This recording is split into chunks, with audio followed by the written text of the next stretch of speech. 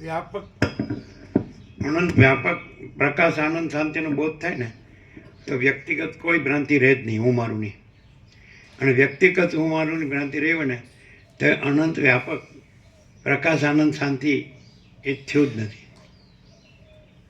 વ્યાપક અનંત પ્રકાશ અનંત આનંદ, અનંત પ્રકાશ અનંત આનંદ, આનંદ શાંતિ, વ્યાપક અનંત એ પરમ પ્રકાશ પરમ આનંદ પરમ શાંતિ. એ જો એ ચૈતન્ય જાગૃતિ થયું ને તો આ દ્રશ્ય ભ્રાંતિમાં જે વ્યષ્ટિ જે દેહાધ્યાસ, દેહ હું છું ને પુરુષ સ્ત્રી ને બધું પ્રજા, પ્રજાની પ્રજા, ઘર ધન ભોગો માન, તો વ્યક્તિગત કોઈ ભ્રાંતિ રહે જ નહીં.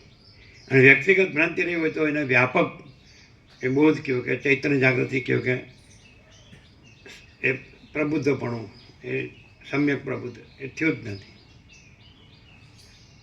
જેને અનંત વ્યાપક બોધ થયો હોય, પ્રકાશ બોધ થયો હોય તો વ્યક્તિગત ભ્રાંતિ રહે જ નહીં. અને વ્યક્તિગત ભ્રાંતિ રહી હોય તો અનંત વ્યાપક પ્રકાશ બોધ થયો જ નથી. અને એની બધી ઝંઝટ રહી હોય, જફા જમેલા પળોજણ, સમજાય, તો એ થયું જ નથી. એ થયું હોય તો પછી એ જ રહ્યું છે. આ તો છે જ, થયું જ નથી, ભ્રાંતિ છે જ નહીં. એટલે ભ્રાંતિ રહી હોય તો કે મેં લાભ લીધો છે, તો લાભ લીધો નથી, સમજાય.